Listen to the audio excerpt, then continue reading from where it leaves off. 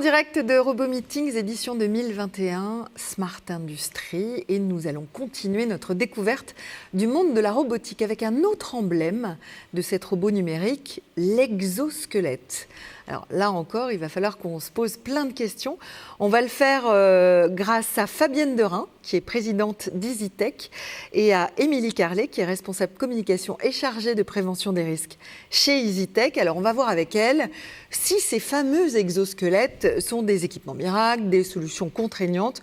Bref, elles vont tout nous expliquer. Bonjour à vous deux, vous êtes déjà bien équipés. Donc on vous laisse nous raconter cette histoire merveilleuse et surtout nous parler de votre merveilleux costume. Merci. Alors, mon merveilleux costume, je vous en parlerai un petit peu plus tard. Donc, les exosquelettes, oui, ce ne sont pas des solutions miracles, malheureusement. L'exosquelette couteau suisse n'existe pas. En revanche, ils sont quand même là pour assister. Ce sont des dispositifs d'assistance physique pour les utilisateurs. Ça va permettre de limiter les TMS, TMS, troubles musculo-squelettiques. Je fais la chasse à l'acronyme, attention. Donc les TMS, troubles musculo-squelettiques, de par le fait qu'on va libérer de la charge, on va libérer des contraintes qu'on peut avoir au niveau des cervicales, au niveau du dos, au niveau des vertèbres, au niveau des muscles, et du coup améliorer les conditions de travail des utilisateurs. Alors là, Émilie est en train de s'équiper. Donc ça veut dire qu'on peut le faire tout seul en fait. Alors, tout à fait. Nous, les exosquelettes avec lesquels on travaille, on les a choisis parce qu'ils sont faciles d'utilisation et on peut les mettre tout seul. Très bien. Alors, il y en a quelques-uns, on le verra, qui se règlent, où il y a quelques réglages qui sont difficiles à faire seul. On le verra par la suite. Donc là, Émilie est en train de mettre sur elle un exosquelette qu'on appelle un exosquelette dos, jambes et dos. Donc, il ne va pas du tout aider au niveau des bras, mais qui va aider quand on va se pencher. Là, elle fera la démonstration par la suite. Alors, première chose, là, vous avez vu que ça a été très rapide. Très rapide, comme si elle partait en balade avec son sac à dos. En revanche, une des contraintes, c'est que là, ce qu'on a fait, c'est qu'on a quand même préparé la chose et que l'exosquelette est réglé pour elle. Le réglage pour une personne, pour un exosquelette, va pouvoir prendre environ 20 à 30 minutes. Si ce n'est pas fait, l'exosquelette ne sera pas réglé pour la personne, peut engendrer des contraintes qui ne devraient pas être là et qui va engendrer aussi un inconfort qui va faire que l'utilisateur va plutôt être rebuté à l'utiliser. Ce qui veut dire qu'on règle pour une personne à chaque fois et que c'est la même personne qui l'utilise. Pas forcément. Donc si on doit changer, on repasse par cette phase de réglage de 20-30 minutes. Non. Alors, les réglages de 20-30 minutes, c'est la première fois qu'on va l'utiliser. Après, ils ont tous des repères. Et donc, une fois qu'on connaît son repère, on peut le noter sur une fiche, un petit carton. Et là, ça va prendre... Allez, là, elle a mis 2-3 minutes, 1 minute de plus, éventuellement, avec le réglage, qui sera noté. À moins que la personne s'en souvienne, mais voilà, on peut très bien le noter. Donc c'est vraiment le premier réglage qui est vraiment très très important. Très bien. On a des réglages de base au niveau de la ceinture, souvent aussi au niveau ici des épaules, pour que le maintien se fasse au maximum. Et ce qui est surtout important, c'est vraiment que l'exosquelette épouse le corps de l'utilisateur et, comme le disait Fabienne, qu'il n'y ait aucune gêne, aucune contrainte qui vienne se rajouter. Donc là, celui-ci, en fait, c'est un exosquelette d'assistance qui va accompagner l'utilisateur pour le maintien de son dos lorsqu'il va aller chercher en fait des charges au niveau du sol. Alors, si ça veut dire qu'il va conserver la bonne position. Ah oui, essayez. Si je ne fais pas la bonne position. En fait, je suis coincée. Ça ne marche pas. Très bien. Bloquée, en fait, ça se bloque directement là et je suis coincée. Vous ne pouvez pas prendre la charge. Non, il y a un système, vous voyez, au niveau du dos qui va venir bouger de façon à m'obliger quelque part à maintenir la position la plus optimale et à obtenir le dos le plus droit possible pour pouvoir aller chercher cette charge qui se situe au niveau du bas du sol et me permettre, par exemple, de venir la reposer ici sur le support. Donc ici, sur celui-ci, vous avez non seulement le maintien, mais vous avez, je me permets Émilie, des sangles ici élastiques qui font que quand elles se baissent, vous Voilà, on vient tendre les élastiques, qui fait que quand elle va se relever, on va avoir une assistante. Alors, ça reste passif. Et tous les exosquelettes. Oui, c'est pas pour faire du sport. C'est passif. Il n'y a pas du tout d'action à propulser la personne vers le. On n'est pas sur un film américain. Hein, vous n'allez pas vous en catapulte propulser. Exactement. Et c'est pas parce que j'ai un exosquelette que je peux porter plus de charges que j'ai l'habitude de porter.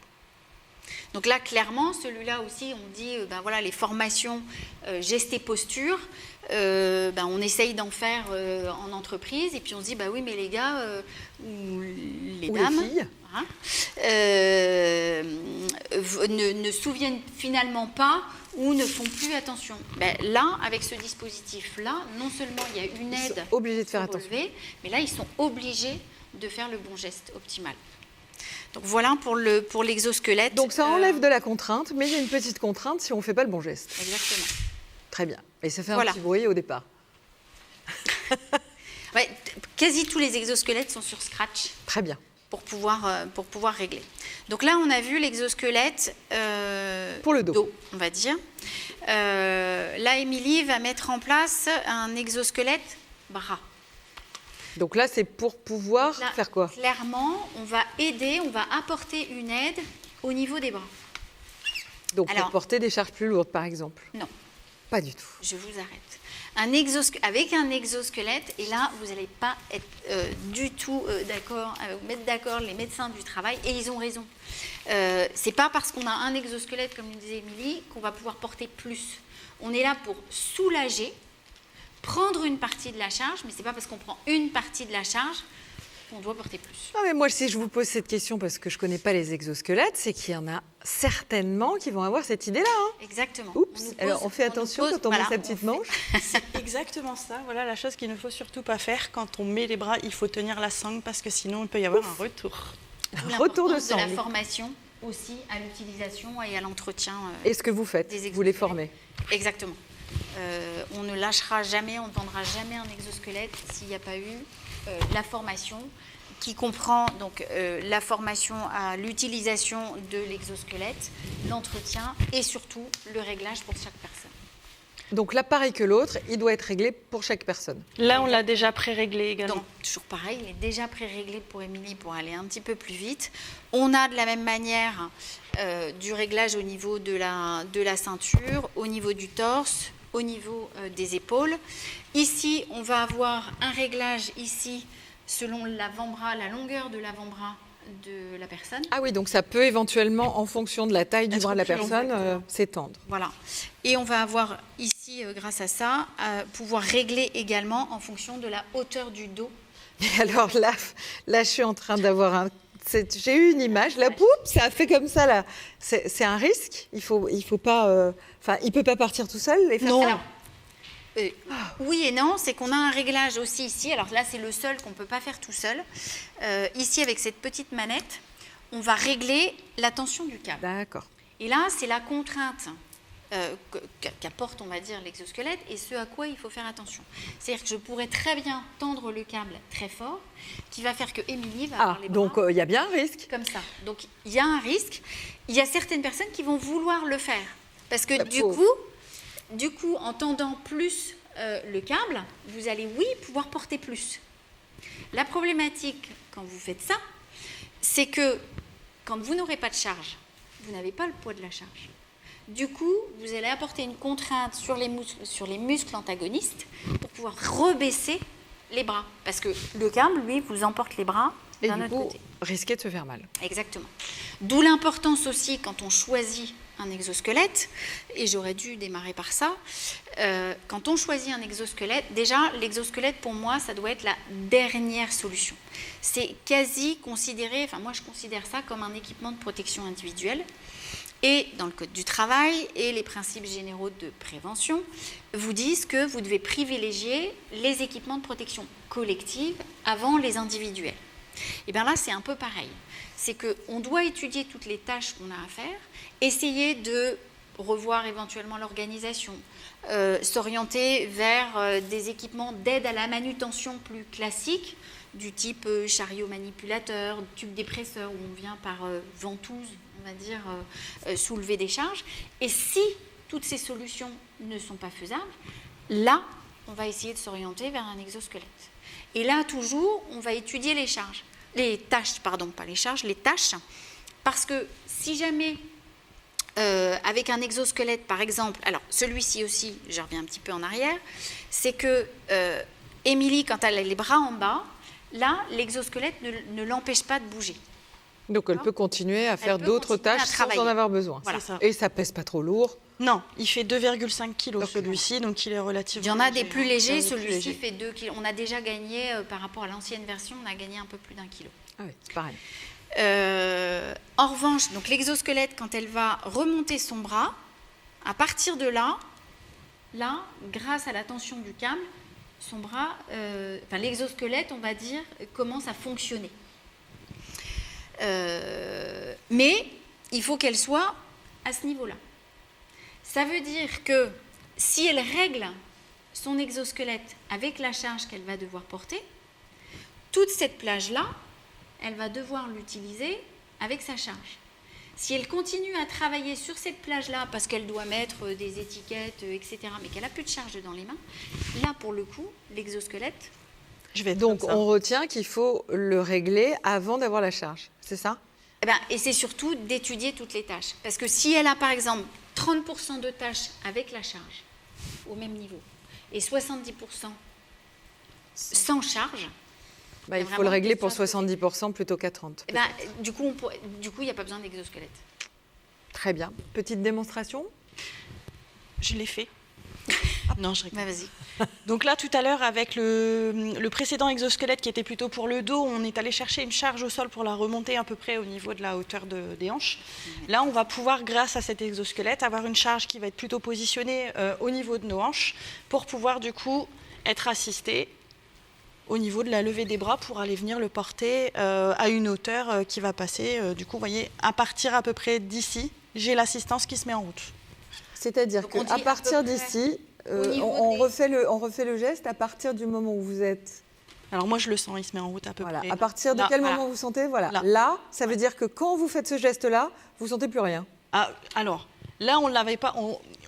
L'objectif de l'exosquelette, ça va être d'une part de reprendre la charge des bras, parce qu'on peut travailler aussi bras en l'air sans charge. Je ne vais pas dire que je ne sens plus rien, mais en tout cas, je suis accompagnée en fait, dans mon mouvement et je n'ai pas tout le poids en fait, de la charge au niveau des muscles là. Donc ça aussi, c'est important dans la manière dont j'imagine que vous le faites, dont vous formez les gens, mais en tout cas, à aucun moment, on n'a plus aucun poids, plus rien. On est accompagné et du coup, surtout toujours avec l'objectif de ne pas se faire mal. Exactement. Et d'alléger en fait la charge. Tout est une question d'équilibre. Très bien. Trouver le bon équilibre. Pendant que Émilie met le troisième exosquelette, véritable Fashion Week de l'exosquelette. Vous voyez que je suis sur un assis. Oui, ça a l'air d'aller bien. Donc, je suis très très bien. Donc ça nous sert. Alors ça reprend le poids du corps. Et ça permet, quand on a des tâches où on est régulièrement debout et où on pourrait le faire en position assise, mais où c'est pas forcément facile de mettre un siège assis debout classique, ou alors parce qu'on se déplace très régulièrement, et bien là du coup, moi j'emmène mon assis debout avec moi. Donc je me déplace comme ça, et là où je dois m'arrêter, je m'arrête, je m'assois et je fais ma tâche. Génial. Voilà. Donc là je reprends. Pas que dans l'industrie ça, si ça, c'est que dans l'industrie. Ça peut pas libérer plein de postes où les gens sont debout. On pourrait peut-être trouver d'autres cas. Nous, pour l'instant, on l'a plutôt mis dans l'industrie.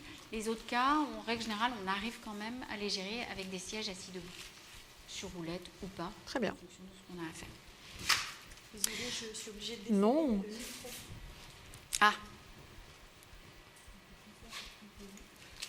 Alors, toujours le principe du sac à dos. Celui-ci, donc le premier a fait le dos, le deuxième a fait les bras. Celui-ci va faire quoi ? Les bras aussi. Les bras aussi, mais il est positionné différemment. Donc il est positionné, il est un peu différent, un peu plus léger. Celui-là fait que 1,2 kg.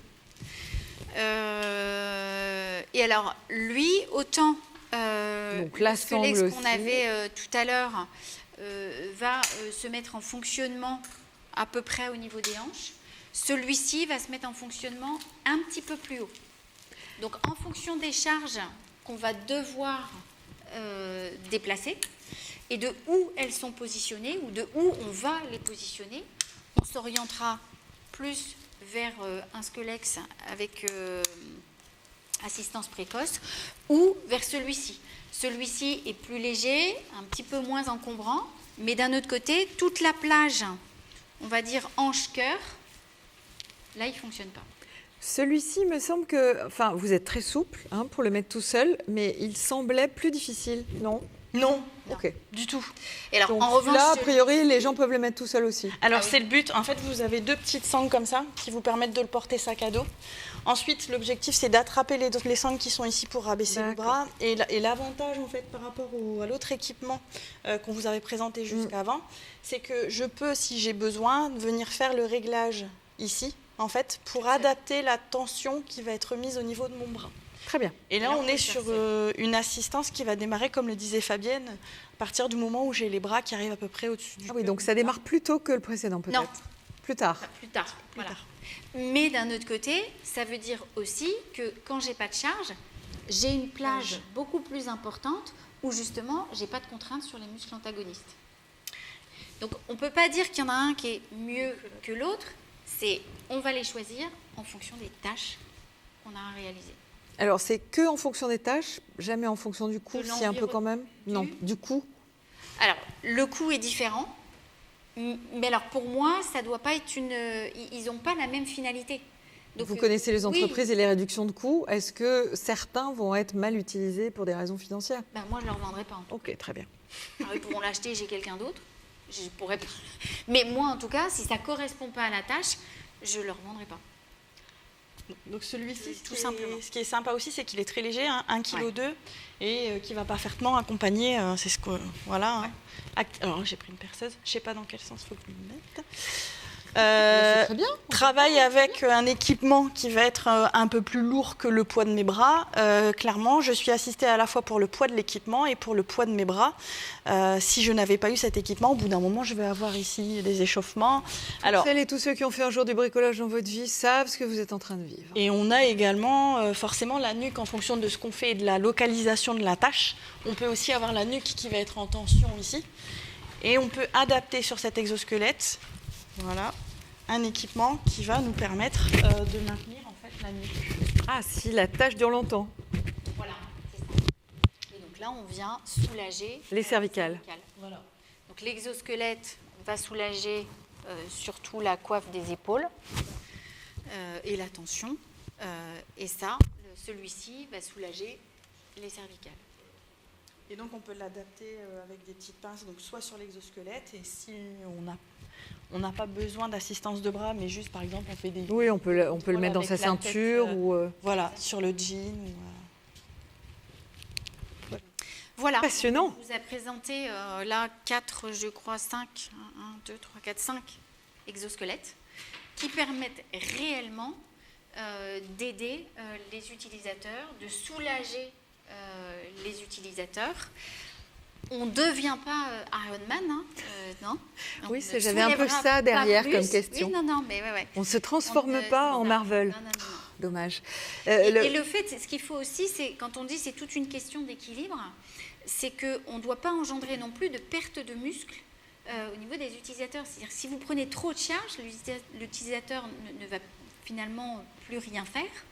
Et c'est pas ce qu'on veut, parce que là, vous le démusclez. Donc c'est vraiment une question d'équilibre. La majorité de vos demandes et de vos clients, c'est plutôt... Donc c'est l'industrie, quand même, c'est du geste industriel. Mais on l'a mis en place chez des dentistes aussi, par exemple.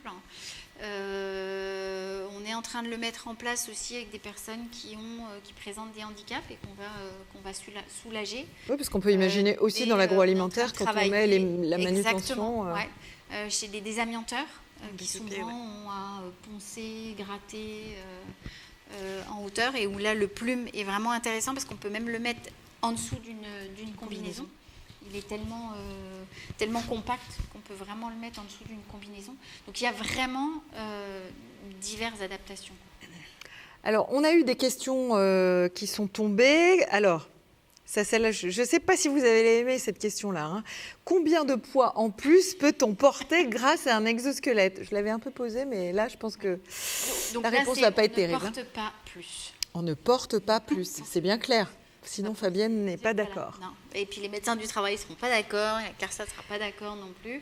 On ne porte pas plus. En revanche, alors, là où je peux rejoindre des chefs d'entreprise qui en disant on peut peut-être porter plus, aller plus vite, de toute façon, les exosquelettes, on peut les allier avec de la productivité. Pourquoi? Parce que comme vous soulagez l'utilisateur, Normalement, il sera beaucoup moins fatigué et donc de toute façon, naturellement, il fera plus vite.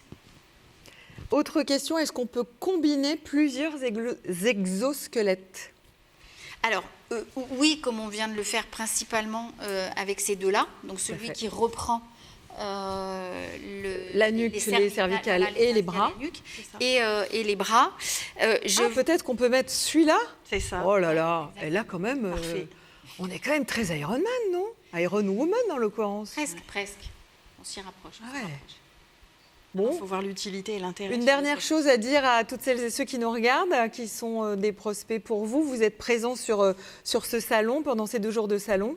N'hésitez pas à nous poser des questions, n'hésitez pas à nous contacter. On intervient sur principalement tous les Hauts-de-France et on sera ravis d'étudier leurs problématiques et de voir avec eux si les exosquelettes peuvent être une solution à leurs problématiques. Vos clients sont contents, ceux que vous avez équipés? Oui. Bon. Donc voilà, c'est fait. Merci beaucoup Fabienne Derain, présidente d'EasyTech, et Émilie Carlet, chargée de prévention des risques chez EasyTech. Merci pour cette démonstration d'exosquelettes qui font partie de cette technologie, de cette industrie 4.0, de cette robot numérique. Et on se retrouve dans quelques instants.